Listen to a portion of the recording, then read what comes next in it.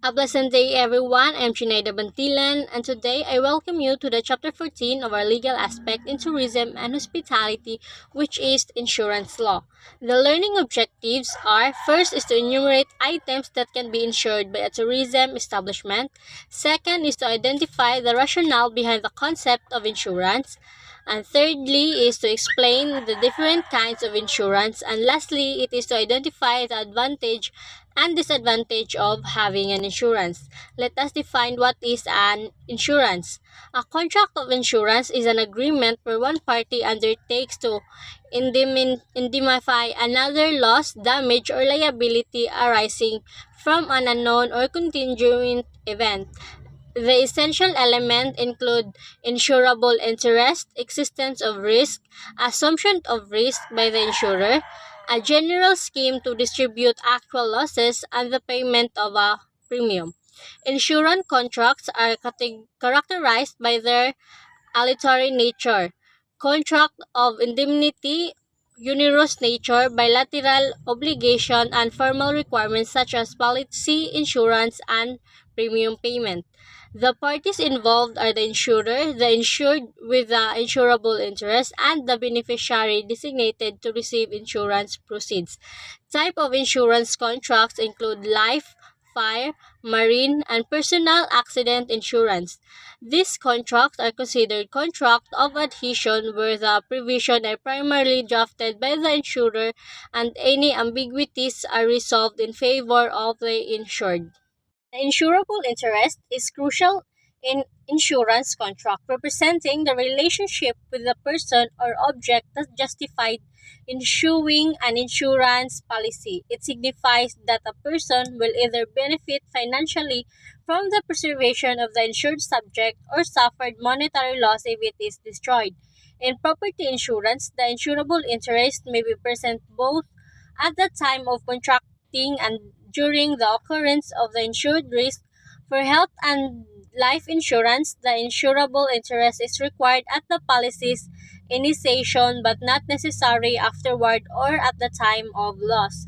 Group insurance allowed individuals with specific relationship like the employers and employees to procure insurance on each other's lives. This type of insurance aims to provide cost-effective coverage for employees and their families, fostering goodwill between employers and employees. To be eligible for benefit under group insurance, employees must be actively working and have completed a set of period of continuous employment. Group insurance typically includes non-forfeiture clauses except for terms insurance which offers protection for a limited duration. In property insurance, insurable interest is essential at the commencement of the insurance and during any loss event. In marine insurance, the ship owner always holds an insurable interest in the ship even if it is chartered with the agreement to pay its value in case of loss. The extent of insurable interest in property is measured by the potential damage or loss that the insured might face. It is important that property insurance contracts do not provide more than indemnity against actual losses from specified peril as exceed. This would be contrary to the law. In insurance contract, beneficiary plays a crucial role as they must have a legitimate insurable interest in the property or life insured for the contract to be enforceable. For property insurance, the beneficiary must demonstrate a vested interest in the insured property both at the inception of the insurance and at the occurrence of any loss. Similarly, in life insurance, it is illegal to secure insurance on the life of another without a valid insurable interest in that individual's life. The insured party, whether an employer insuring the lives of employees or an individual insuring their own life, must have a genuine interest in preserving the life or health of the insured person. This requirement align with the stipulated outlined in Section 10 of the Insurance Code, ensuring that insurable interests are legitimate and comply with legal standards. Furthermore, the presence of an insurable interest in property or life insurance at the commencement of the insurance policy and during any loss event is essential for the validity and enforceability of the contract. These regulations aim to uphold the integrity of insurance agreement by ensuring that only those with direct financial stake or relationship with the insured property or individual benefit from the insurance coverage. Marine insurance is a comprehensive form of insurance that provides coverage for a wide array of risks associated with marine activities.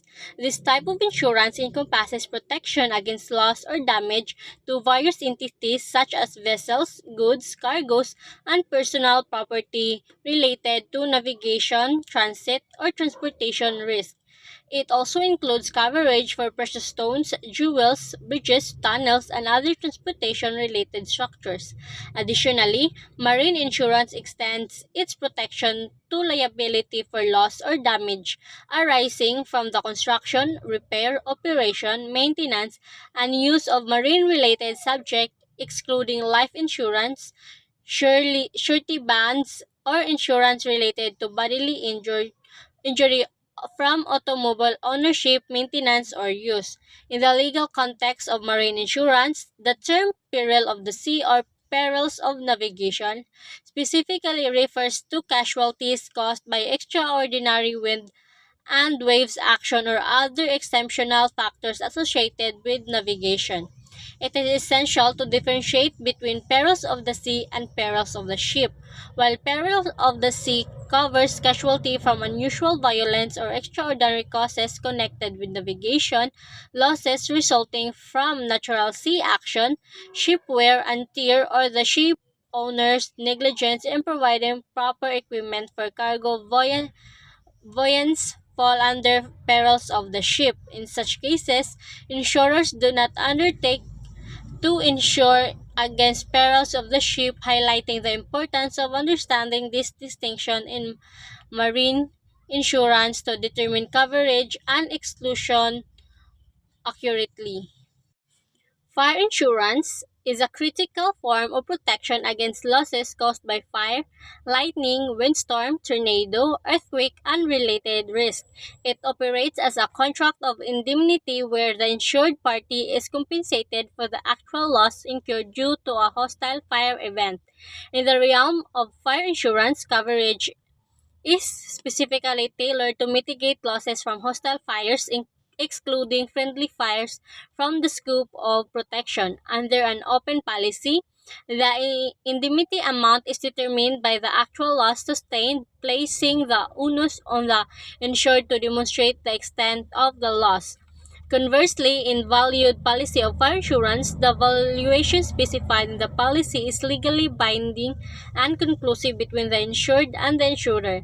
This distinction ensures clarity and certainty regarding the compensation amount in cases of fire-related losses, highlighting the importance of understanding the terms and conditions of insurance policies for both parties involved.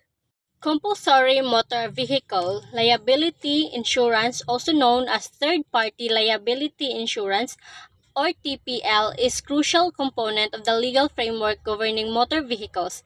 According to the law, a motor vehicle operator must have a valid insurance policy against passenger and third-party liability for death and bodily injuries resulting from the motor vehicle accidents to operate on public highways lawfully. It is mandated that before registering or renewing the registration of any motor vehicle, the owner or operator must obtain an insurance policy, surety bond, or make a cash deposit to cover indemnification for death, bodily injury, or property damages to third parties or passengers arising from the vehicle's use. Under the compulsory motor vehicle liability insurance regulations, any claims for death or injury to passengers or third parties are to be compensated without the need to establish fault or negligence. The indemnity for any individual claimant should not exceed 5,000 pesos, and specific documents such as police report, death certificate, medical reports, and evidence of expenses must be submitted under oath to support the claim. Additionally, a claim can only be made against one motor vehicle, emphasizing the importance of compliance with the compulsory insurance requirements to ensure prompt and fair compensation for individuals affected by motor vehicle accidents. War risk insurance is a specialized form of insurance that specifically covers damages resulting from acts of war, hijacking, and related perils. Notably, within war risk insurance, coverage for weapon of mass destruction is a subset that insurers have intended to withdraw liability coverage for.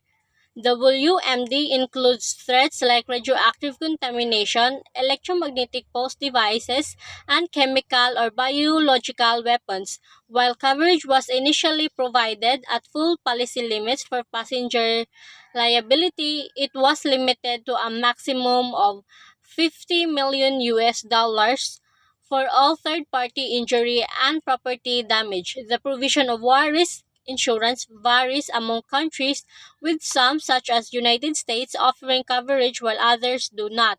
The International Air Transportation Association has highlighted the competitive disadvantage faced by airlines in countries without coverage. In the U.S., the Federal Aviation Administration program provides insurance coverage for passenger and third parties liability for U.S. airlines at approximately 0.70 dollars per passenger compared to almost $3 outside the US.